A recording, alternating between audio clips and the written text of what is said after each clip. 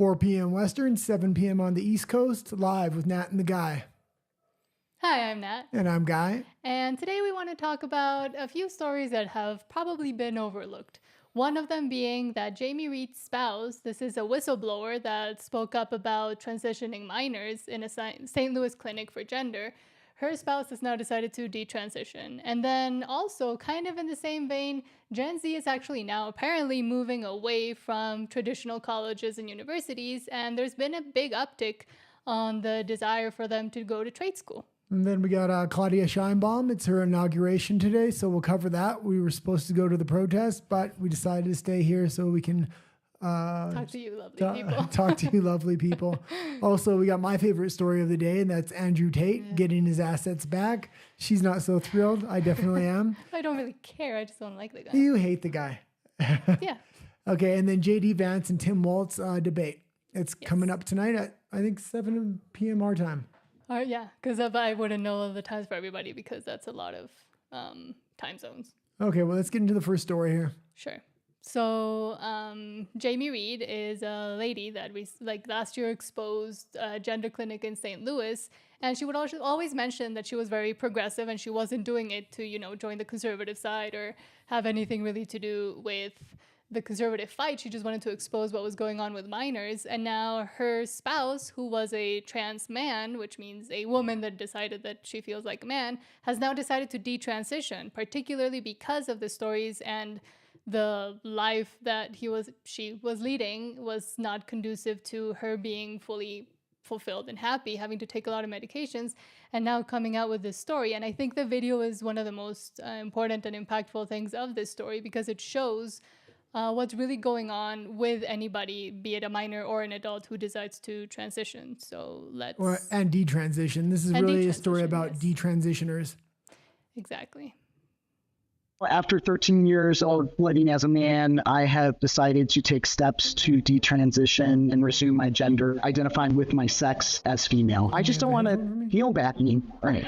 My name's Tiger Reed. I'm 44 years old. I'm a librarian and live in St. Louis. My name is Jamie Reed. I am the whistleblower from a pediatric transgender center here in St. Louis, Missouri. There have been conversations around the health impacts of the testosterone for years. When I spoke to my doctors, I would be like, what is the long-term effects of this? Like, what's going to happen to me? Am I going to die sooner? I had one doctor tell me, well, men die younger anyway. Like, that was his answer to me. Well, I've had other endocrinologists tell me there are no studies, we don't know. Side effects were presented to me, but everybody always thinks it's going to happen to somebody else. So I have sleep apnea now. So I have to use a CPAP machine for probably the rest of my life. Kidney issues now, potential kidney disease, high cholesterol, high blood pressure, high triglycerides, depression and anxiety. That's directly correlating with taking testosterone. I have type 2 diabetes. I take Ozempic. I have to take that for everything. I'm taking 4 pills at night and 2 in the daytime, not to mention the over-the-counter Rogaine and the biotin, rosemary oil so that my hair stops falling out. It's a lot. A number of the conditions are being seen in many women who are utilizing testosterone. At the end of the day, this has always been about the LGBT community not being given the same standard of medical care given to other populations. All of Tiger's medical care to do this to his body was covered by health insurance, and all of the steps to reverse this will not be. I like to think of a lot of this as like a reclamation of who I was and a physical reclamation of my body.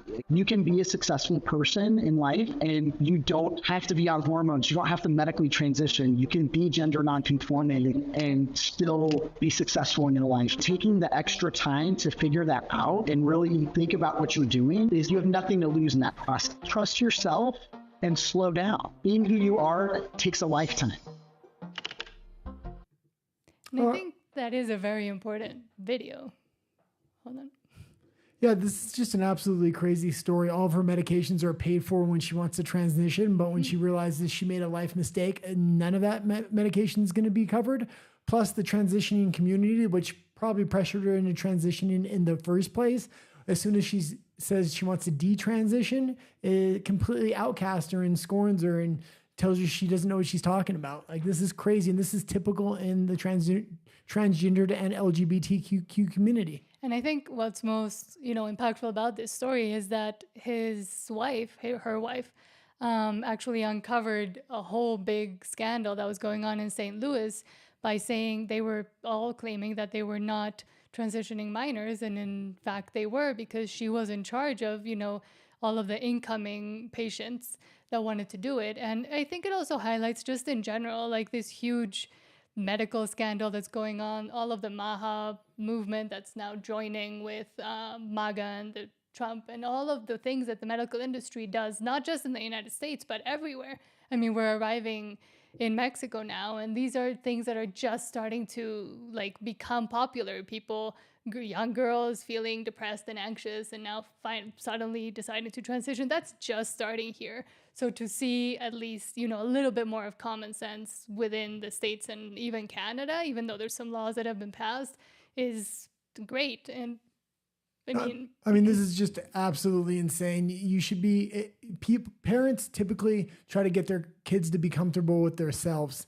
When these children are getting separated from their families and being brought into the LGBTQ community, they're being told, pressured into not being comfortable with themselves, that the way to self-improvement is to self-mutilate and cut up your body, which is absolutely crazy. And it's all being done under the guise of gender non-conform, gender care, and it's all about the care of the children and of the adults, and this has to happen, otherwise these horrible things would happen. They will unalive themselves, which is really a technique to get the parents to get on board. Doctors are using these techniques. It's all blackmailing of, I believe, the American population and children and parents, and it's something that needs to keep being spoken about. And now that we're seeing so many detransitioners, one of the more famous ones, Chloe Cole, talk about how when they were younger, how all of these ideas came through, not just through social media, but also their therapists. And whenever their parents were trying to help them out by taking them to a doctor, taking them to a therapist, it was the first line of attack to just affirm that, yes, indeed, you are the boy that you say you are, instead of questioning the motives. I mean, a lot of these, especially girls, but also some of the boys that decide to transition, have had horrible things happen to them, people that shouldn't be touching them inappropriately. So it goes far beyond, and I think finally we might be able to start the conversation about what's really going on behind all of these, this transgender craze, and also the fact that autism seems to be very related to at least the girls transitioning. Well, they're going after the weakest in society, and this conversation we're having are not about adults. Adults can do whatever they want. If they want to transition, I just want to make that perfectly clear. Nobody cares. What we're talking about is children that are being manipulated. British Columbia, where we're originally from, this is tip of the spear. They have transition surgeons going into foster homes, promoting transitioning to foster kids. Over 500 foster kids within BC have been transitioned, which is absolutely insane considering the size of the population there. They're being targeted because they don't have any advocates. They don't have any parents. Mm-hmm. And also children whose parents do try to do something about it. I mean, we went to the court hearing. I'm not sure if we can can't say the name of him on YouTube, but a father who was saying, hey, my child is not transgender, she's a girl, and her mother is pushing this on her. The doctors try to make him sign off on the documents to actually start giving her the hormones, and he said no, and then started misgendering her, and he got thrown in jail for contempt of court. And we actually went to the court hearing to see what he would say, got to interview him alongside with Billboard Chris. Billboard Chris is actually, I would say, a friend. I helped him build his website at the beginning because... Why don't you tell him who Billboard Chris is? Yes, so I'll get a little bit personal here. But Billboard Chris is a Canadian activist. He's a father of 2 young girls, and he decided that he had had enough of all of the gender ideology that was going on in his daughter's schools, all of the pamphlets that they were coming home with. So he went out and decided to literally wear a billboard, as you can see here, and talk to people. It says children cannot consent to puberty blockers because children do not really understand what puberty blockers are. And he just walked around, became an activist, and one day he said he needed help with a website, and I helped him build his. It still needs a little bit of work, but he's done great things, and you can go follow him. Please go follow him if you don't know who he is. He does great interviews and great activism. But he is one of those parents, one of those people. We get a lot of people asking us, like, what can we do? How can I, fight against gender ideology, things that I don't agree with? He literally quit his job, put on a billboard on his back, and then walked around and talked to people about what was really going on with the hormones and the puberty blockers and the mutilation of children that are still not able to fully consent. And I mean, if you're 18, you can do whatever you want, but I think your brain doesn't develop until you're about 25. And he has a lot of these screeching hyenas from the trans community yelling at him daily. He's been injured a bunch of times. So he's a good person to, see as an example of what you can actually achieve. He's now giving conferences. He stood up to the Australian government. He's done a lot of great things. So he started as a local guy, just putting a billboard on his chest and having conversations in a civil way. And slowly over time, he grew. The media started picking up on him over years. And one man with a sign on his chest became a global activist and is really a big voice in the community for detransitioning and for being yourself. Saying boys can be boys and girls can be girls. And it doesn't matter if you're a tomboy or a feminine guy. Mm-hmm. Be comfortable in your own skin. Do not mutilate your body. And I would just like to say, if you don't know what to do, I understand a lot of people can't necessarily put a billboard on their chest and go out there. So we always get the question in our comments, well, what can we do? Now, we don't personally take donations at this point. Eventually we will, but there are people like Robert Barnes, who I watch, who is a constitutional attorney. Yeah. And I donate when I can to him. And I also am a member of his local site. So every month I give at least $5, which when that builds up over thousands of people doing the same thing. So that allows him to run almost a nonprofit law firm. So he can take on cases that are maybe not profitable, but are going to set a precedence so other people can use that template in order to make a change within their community. So really supporting people that are able to have a voice online by liking and subscribing or donating to them really helps. And if you are able to make videos, get out there and voice your opinion without any career repercussions, that is always a good way to make a change. Yeah, or just anonymously tweet about what your opinions are, because there's a lot of lost voices out there that are completely in disagreement, want to do something about it, but are too afraid to just speak up or think that nobody will hear them. And believe me, a lot of people will hear and will kind of all rally behind the fact that this insanity has to stop. And I would just like to say one more thing before we move on, and that is the stories of these detransitioners that are now coming out, and it's going to continue to happen. It's very important that we amplify their voices so people understand the negative repercussions. Constantly in the LGBT community, they're telling you there are no negative repercussions to these medications. This was a big narrative they tried to put out with puberty blockers. There's all kinds of side effects to puberty blockers and these other medications. Also, the first line of treatment shouldn't be transition. It should be, maybe counseling and getting these people to accept who they are. That would actually be gender affirming care. Without mutilating themselves. If you're having to mutilate your body or cut off parts of your body in order to be who you are, that might not be exactly who you are. Well, especially if you're a teenager or a minor, that something terrible has happened to you, you feel completely uncomfortable in your body. Believe me, I did too when I was a teenager. All these stories are very personal to me because I was a very confused teenager. And I know that if I lived in this time as a teenager, I would have 100% gone ahead with it and not live the life that I do today. I also got to work with a lot of trans teens before and know that that's not the main issue. But let's move on to another story about teenagers kind of choosing. One more thing. Self-improvement is never a bad thing. So if you are feeling depressed and things like that, maybe try working out, exercising, and eating healthy. This has helped me in my personal life. And I guarantee you, exercise is never a bad idea. Yes. And accepting being fat, well, that's only going to compound issues that you have health-wise and depression-wise. So working out and good food is always a good decision. Okay, let's move on to the next one. And also, I just want to say one more thing. Billboard Chris, I love a saying that he has, that there are two genders, but there are infinite personalities. And the gender spectrum is really just a spectrum of personalities. And keep up the good work, Billboard Chris. We We miss you. We hopefully will be able to interview you one day. So, and another train of thought about teenagers and, Gen Zs, they're now training to become plumbers, electricians, and losing faith in college degrees, which is what happened to me. But a growing number of Gen Zers plan to pursue traditional blue-collar jobs in trades like welding, plumbing, and electrical work as young adults lose faith in the value of a college degree, according to a new study. About 23% of Americans who are not currently working in the trade field say they plan to move into blue-collar work, but that percentage rises to 50% for members of Gen Z, those born between 1997 and 2012, conducted by the Harris Poll. The survey of 2,091 people aged 18 and over found that Gen Z was becoming the tool belt generation because of the shifting attitudes and soaring cost of a college education. Yeah, and I would say about this, I was talking about the dock workers early this morning on my morning live podcast, and I was talking about how AI is coming into that field, and AI is going to take over a lot of jobs and job fields first.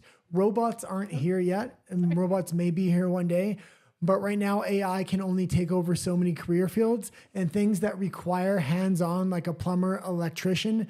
Not until robots get here are they going to lose their jobs. So job security, I think, for the new generation is really like hands-on type of jobs. That's what it's looking for, like for them.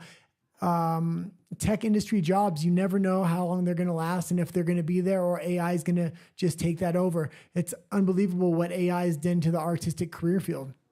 And I mean, we also spoke about, for example, Dave Ramsey yesterday, the financial advisor guru that I really like.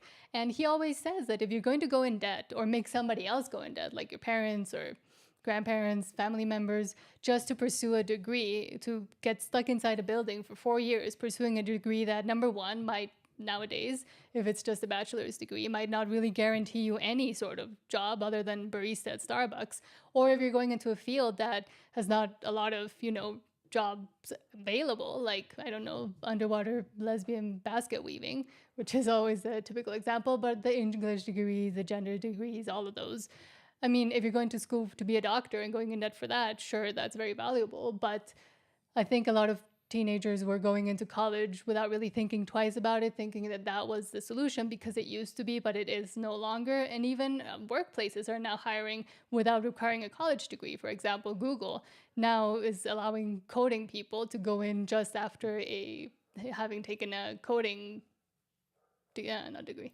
Well, what I was going to say was this transition into these career fields being taken over by AI and things like this, and hands-on fields like traditional construction, traditional electrician and plumbing jobs, things like this, somebody that requires somebody, it's almost a big part of the job is physical labor, is really going to affect the female workforce. The female workforce right now works primarily in serving, in offices, in jobs that are non-physical, and when they do physical jobs, or if a large portion of that job is physical, they're not able to compete on the same scale a man is because they are competing with men.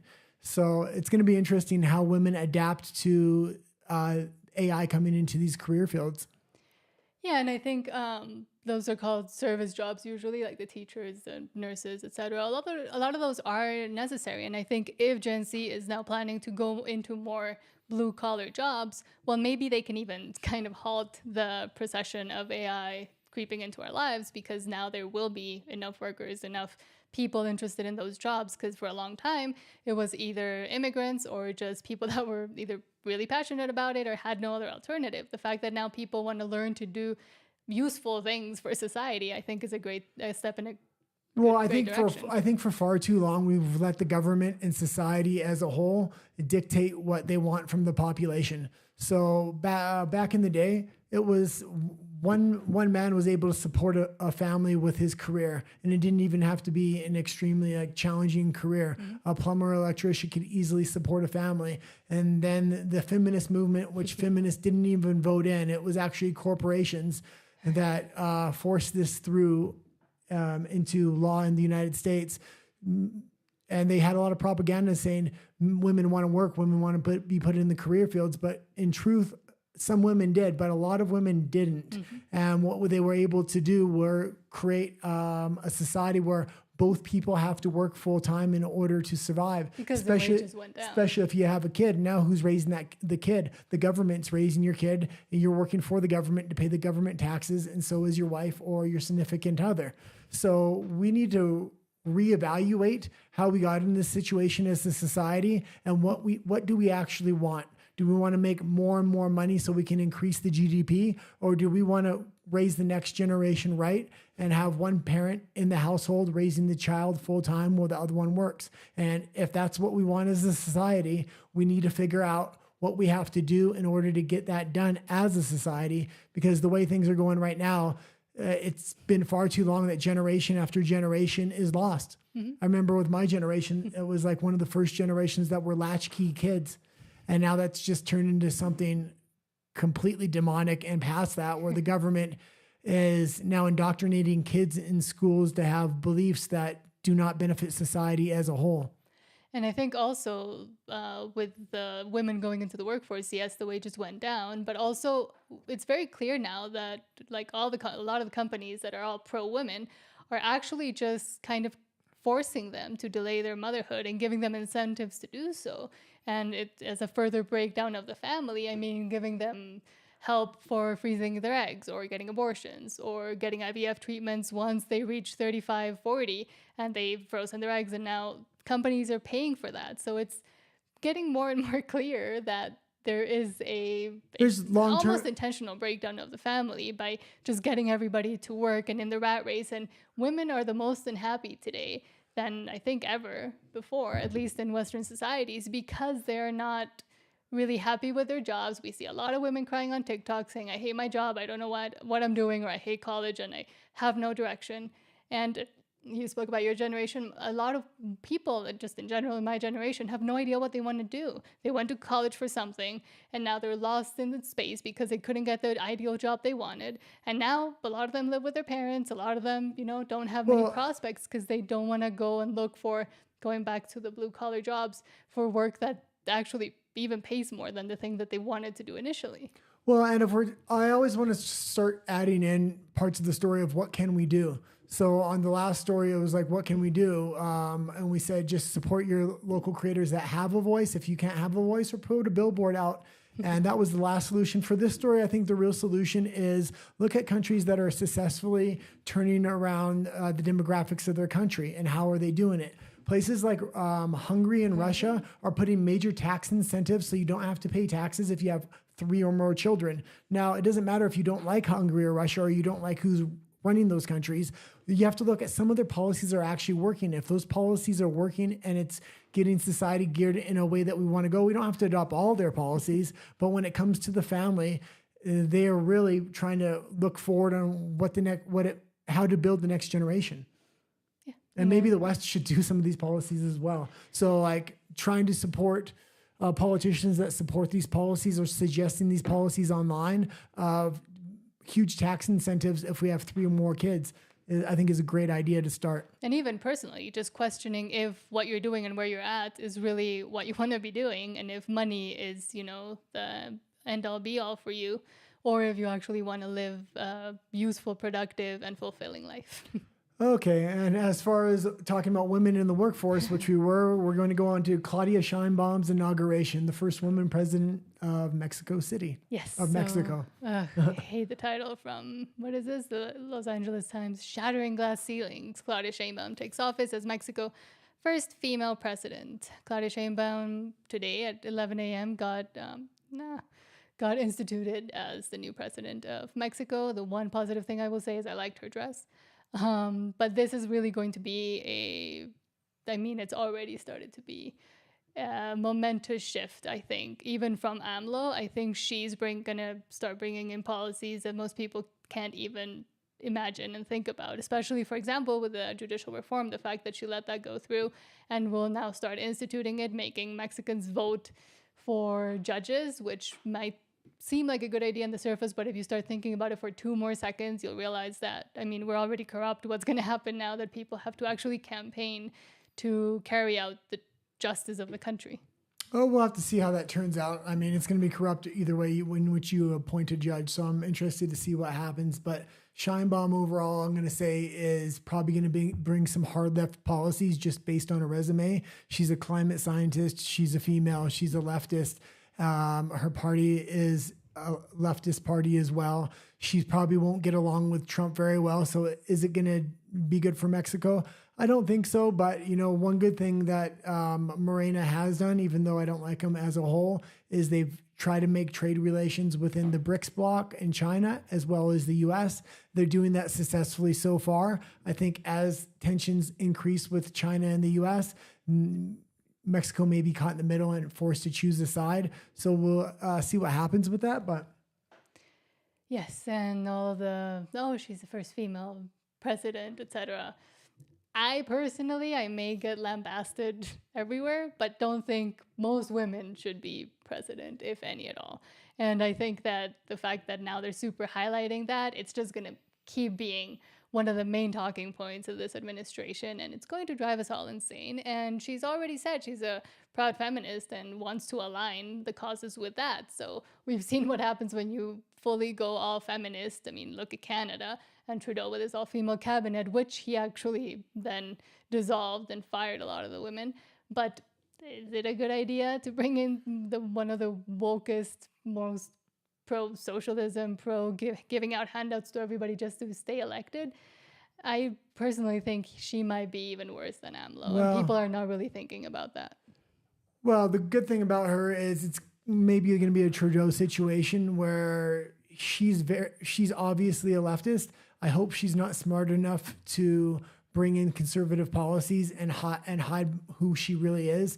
Well, she pushes the more devious policies through. Mm-hmm. And if she does that, she may be able to maintain support all the way through to the next election, which means she would be in power for 12 years. No, in Mexico, you don't have re-elections yet. Oh, okay, well, anyway, what I'm saying is her party would win the next election, yes, which would be 12 years, if she's able to hide who she is. Now, if she reveals who she is as a true leftist, there's going to be huge backlash. The populist conservative movement, the right-wing movement, is really on the rise.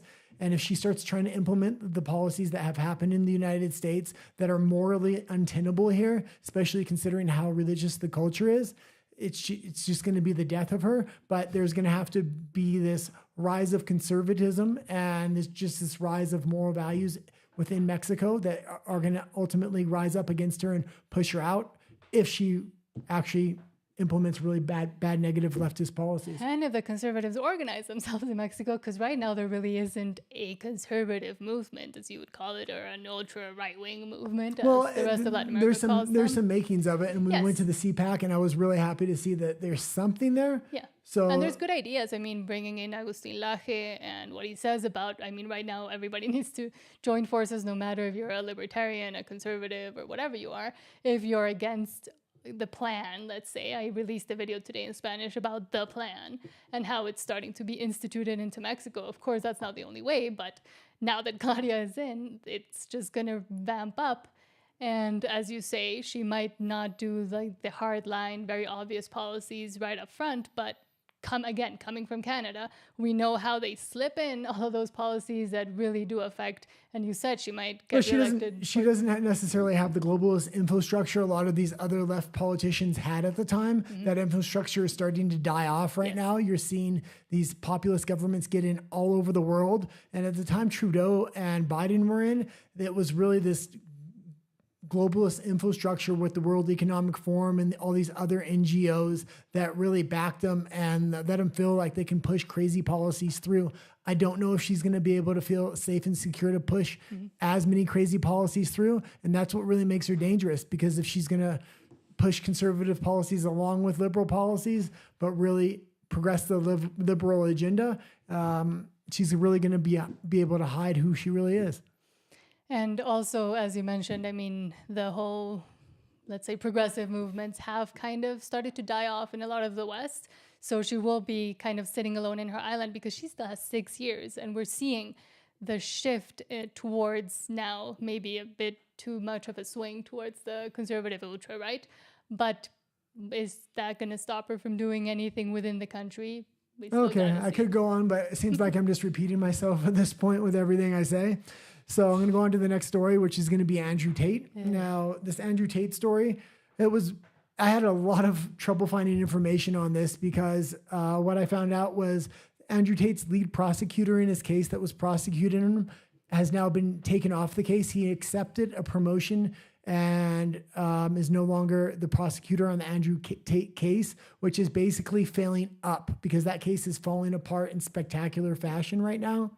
Also, the judge ruled that they're going to have to give him back $40 million in assets. This includes supercars, gold bars, and millions of dollars in cash.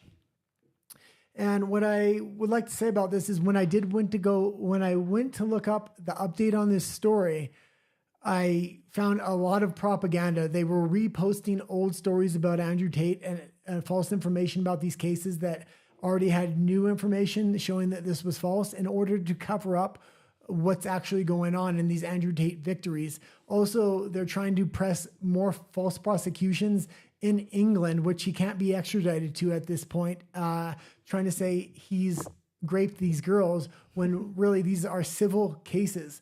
The police refuse to prosecute a lot of these cases in the UK, but if you listen to the lawyer talk online, he's acting like these are criminal cases. No, the police have refused to prosecute these cases, and these are civil cases. Also, these girls are having to crowdfund their lawyer. Their lawyer doesn't even believe in the case because if the lawyer believed in the case, he wouldn't ask for payment up front. He would do it pro bono and then collect on the back end if Andrew Tate was so guilty. This is a political prosecution, and Andrew Tate's been politically prosecuted over and over and over again. And I will say this, even if he is guilty at this point, the governments around the world, especially in Europe and the EU, have cried wolf so many times and made laws on the back of Andrew Tate and making him out to be some kind of devil that you've cried wolf too many times at this point. And even if he is guilty, it looks like you're lying. So like the fact that you're referencing Andrew Tate as propaganda and telling school kids in school that they can't look up Andrew Tate on their phones and things like this, it was absolutely outlandish law in the UK. And I think on the topic of, because I don't like or agree with Andrew Tate, I think you like him a bit more, but don't agree with everything he says either. I agree with a lot of things he says, and I do like him as far as dating advice goes and things like that.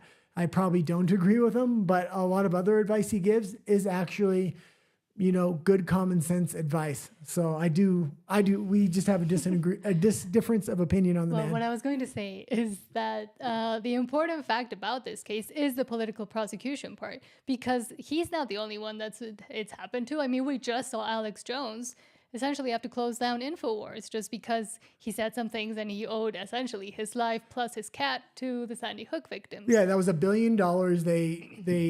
The settlement or what the judgment was against Alex Jones, and they try to come after his cat. He has a fat orange cat that they wanted for no other purpose but vindictiveness, which is absolutely crazy. And on top of that, they try to come out after his likeness and his voice, meaning they wanted to use his voice in order to promote and say things. Who knows if they weren't able to get that, but if they were, we may have heard Alex Jones promoting Kamala Harris as president. And I mean, let's not forget the number one political target of prosecutions, Mr. Donald Trump, and now assassinations as well. But the Andrew Tate story is just another way to make light of the fact that, yes, there are a lot of political prosecutions still in countries that call themselves very democratic, but not truly. Well, and I think overall, I mean, it's good if it's not true that all his stuff has been given back and that they're kind of recanting it. But if it is true, I think if maybe he won't be guilty and put in jail, but at least we should know, Look, first, what happened. We do need to talk about a little bit of the details of this case because when this case first came out and the initial allegations were made against him, I didn't like him too much, and I really looked into the cases and I said, okay, maybe there is something there. And I didn't pass judgment on saying he was innocent or he was guilty. But as those cases fell apart, now that the case after case after case is falling apart, and they've imprisoned this gentleman, taken all of his assets, put him on house arrest, put him in prison, had to let him go, had to give back his assets. And now the cases that are against him are absolutely ridiculous. They're accusing him of raping women, but they've redefined what rape is. They've also said that one of the victims is his wife, and this is absolutely crazy. Multiple victims have come out of court saying, this is a ridiculous case. He has done nothing wrong. And the prosecution is saying they're brainwashed, even though they have nothing to do with Andrew Tate for years. So they would feel safe to say something. And they're all saying he's innocent. So it's crazy when you see victims coming out of court saying that the defendant is actually innocent. And the prosecutor is saying, no. They're brainwashed. They don't know what they're talking about. Well, they could also be being bribed. I mean, it's reminiscent of the Diddy cases. Well, I don't think you need to bribe your wife. So, and she has a kid with him. Wasn't his wife like a minor when they got together? Like a 15-year-old Look, I don't know minor? all the details, and a lot of the details are being he said it a himself. lot of details are being concealed on this case. But I will say the judges put a mass blanket that he couldn't have communications with the victims, and therefore he couldn't have communication with his wife, which really limited communication with his kids, which is absolutely crazy. Funnily enough, he kept secret that he was married for a very long time, and he was this playa and doing all these things, and now all of a sudden, oh, he has a wife, he's a good Muslim man. Well, you have to also remember what the 90s and 2000s were. It was a different time. He was saying it a year ago. This is different. He was playing a lot of times you play a character online to try to make money and amp yourself up to maybe be something that you're not. Yes, but that's why I think he's actually a good...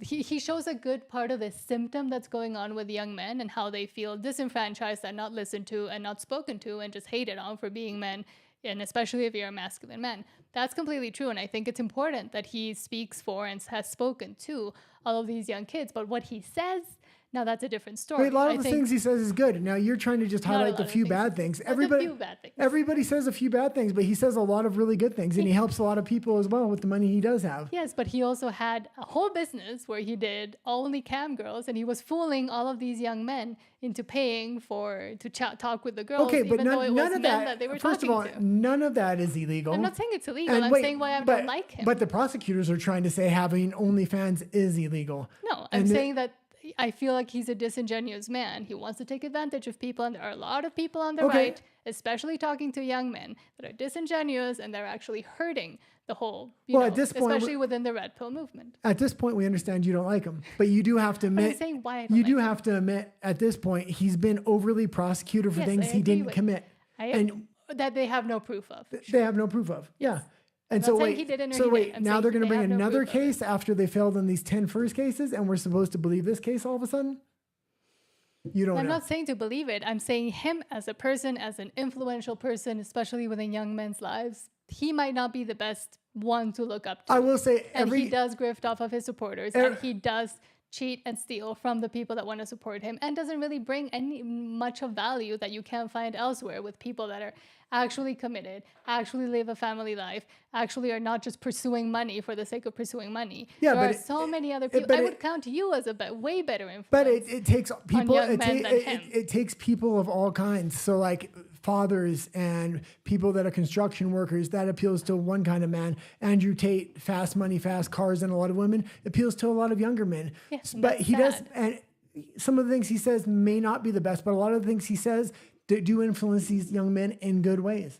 Yes, but I wish that the good ways would stop and wouldn't continue to. Nobody's perfect, and you seem to think that you're perfect, so everybody else should be perfect too. No, I don't. I just said I think you would be a way better influence on young men than he could. Andrew Tate is perfectly fine. I like what he says. If you don't know who Andrew Tate is, definitely check out some of his content and make a judgment for yourself. Yes, make a judgment. But I will say a lot of all these cases that came up, all these crazy leftists that were against Andrew Tate said, "Oh, well, we'll just have to see what happens." And then when the case fell apart, they didn't say anything. And then the next case came up and they said the same thing. And now that God knows how many cases have fallen apart. And on this case, they're saying the same thing. Well, we'll have to see what happens. We've seen what happened with every other case, and people are this is a political prosecution period. Let's move on to the next one because I'm repeating myself. Yes. So the last story is just a quick story. We've covered it the last few days, but today is the day of, and that's the J.D. Vance, Tim Walz debate. Yes. it's coming up. Sorry, Well, I'm replying to someone in chat. Somebody asked me who we think are the most influential intellectuals in Latin America. I was starting to say Agustín Laje. And right now, again, I'm reinserting myself into Latin America, so I'm not super sure. And I mean, there are influential intellectuals on both sides.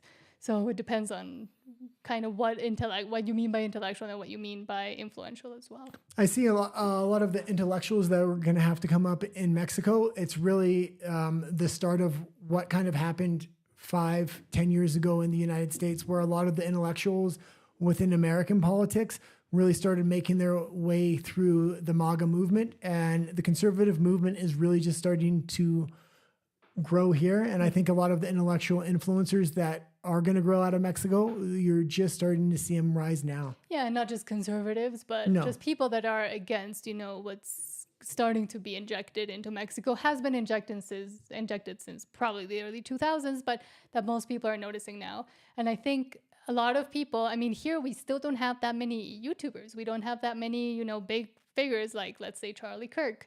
So I think there's a lot of potential for a lot of people to start rising up in Mexico and become actually influential. But I mean, again, Agustín Laje, a lot of the other people that went to CPAC this year here in Mexico are also very influential. But again, there's not that many Mexican figures. I would say Eduardo Verástegui, and that would be about... And he's not even an intellectual. Well, I will say businessman, actor, person. Mexico is really vulnerable because of the type of media they watch. It's still really the majority of society is still geared towards mainstream media. What happened in the States maybe a decade ago, mainstream media really ruled the day, but then online content came in and online social influencers came in, and in the first generation of social influencers, it was a lot of slapstick gimmicks and bullshit content. But what eventually came up were political influencers and people having political debates. And this is how intellectuals from the left and the right started having a debate of ideas and seeing what came to the top. And this is how a lot of leftist influencers and political influencers actually came over to the conservative space, even though they still have liberal beliefs. To the common sense space. Yeah. And this is how RFK came over and a lot of other people came over. I would like to say, because I'm more familiar with the American space, Robert Barnes is probably, for me, the least known influencer, but has the biggest impact on me personally. And I think he has a lot of influence on politicians in the States as well. Because he's a lawyer, he's a constitutional lawyer. And he focuses on American constitutional law, but American constitutional ideas really affect a lot of Latin America too, I would think. Mm-hmm. And I mean, we are really just connected by a thread all the way up and down the continent. But I would also say... Jordan Peterson is huge. Yes. And he would be another influential figure that I would say is better for young men than... Yeah, well, like when I said Andrew Tate... was an influencer. Yeah, he's an influencer. I'm not saying he's the best and he should be the first you go to. But what I am saying is people like Robert Barnes and Jordan Peterson, these are really good influencers. Yeah, Tim Pool's okay. He's milquetoast, but... But that's what some people need. And what I was going to say about Mexico specifically is that yesterday I was talking to a friend and he was telling me that a lot of the TV, radio, like mainstream people are starting to either get fired or leave because of the new government that's coming in with Claudia Sheinbaum. We've already seen them trying to block a lot of conversations and a lot of debates. And I think right now is a great time, no matter if they're left, right, middle, center, whatever, for them to transition to YouTube and actually start opening a Spanish-speaking space within YouTube about political debates, long-form content, and they already have the experience. I mean, we saw with... Another one that I really like is Megyn Kelly. We saw that when she left NBC, was kicked out of NBC, she started her own YouTube thing, and now she's one of the most viewed political commentators. And same with Ben Shapiro, all of them. I mean, the people that are still stuck in Mexico with the mainstream media and the TV Aztecas, Televisas, Canal 11s, all of the mainstream media, they have an opportunity right now to leave and start speaking out. Of course, it's more dangerous in Mexico. Of course, I mean, we have to acknowledge the cartels and just the unsafety environment that we live in. I don't think it is as dangerous. I will completely disagree with that because you do have an option as an influencer to keep your identity hidden. And I think many Mexican influencers that are going to come over to the space in probably the next few years, that do have harder messages against the cartels or against politicians will probably hide their identity, but put their ideas out there, which will have a chance to really start conversations in Mexico that have never happened before because of the fear of repercussions. So what the influencer space in Mexico could potentially become is absolutely revolutionary. It's just in its budding stages right now. So I'm going to be very interested to see what happens. Yes, And of new faces and also old faces that finally give up on mainstream media in Mexico and start speaking out. Yeah. Because there's no true common sense anymore. And yes, just very lastly, tonight's going to be the JD Vance, Tim Walz debate. And it starts at 7 p.m. this time. No idea what time it'll be in wherever you are, but we're going to watch it, not live because we're still not sure if we can figure that out technically. But we'll watch it. We're still in a temporary tomorrow. studio, so we're going to do more live camera. streaming of live events when we do move to a more permanent space in a couple months. But we've been talking about this over and over again the last few days, every time we have a live stream, that this debate's coming up. The reason I've talked about it so much, even more than I did the trumpet debate, is because this is such a mismatched debate. JD Vance should be able to walk all over him. And JD Vance is just one of the best debaters. The way he went after CNN commentators and things like this, he just absolutely ripped them. And I'm expecting him to do the same to Walz. Now, I don't know, what is this on, ABC you said?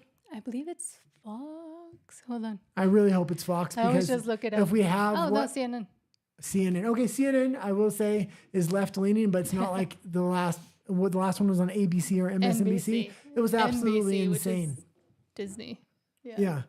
But yeah, I mean, the last one with Biden was on CNN, and at least they were sort of taking them both, like, you know, at face value and not inserting commentary as they did afterwards. But it'll be, yes, interesting. I think predictable, probably. JD Vance, I don't think will be, he doesn't have the same, you know, fiery spirit that Trump has, so he might be able to stay slightly more calm. I will say this about it. Trump has almost $1 billion coming to him through Truth Social, which he can invest where he wants. The Republican National Committee doesn't have any say where this money goes. So usually a vice presidential debate wouldn't have much of an influence. But if JD Vance has a lot of clippable moments, they're going to be able to invest a lot of money to get these clips out there to the general public on mainstream TV ads, through the internet, through everything else. So I think JD Vance really needs to focus on clippable moments of Tampon Tim. And he already did a clippable moment. I mean, the old cat lady one. And even though the left tried to hit him hard against that, well, they're just proving themselves to be what they say they aren't. Old cat, sad cat ladies. And I guess that's it for today. I'll give you the times again every day at 4 p.m. West Coast time in the States and 7 p.m. on the East Coast. And we have Canada. live with Nat and the Guy. And my morning show, which is just me by myself, not quite as interesting. That goes on every day at 10 a.m. West Coast time and 1 p.m. on the East Coast. Yes, I'll make a banner that says that as well. And for our Mexican viewers, también voy a seguir teniendo videos. Todavía faltan varias partes de varios de los videos que he sacado. Entonces, esperen esos. And even maybe one day I'll go live in Spanish, see how that goes. Adios. But thank you so much for watching and have a lovely rest of your day.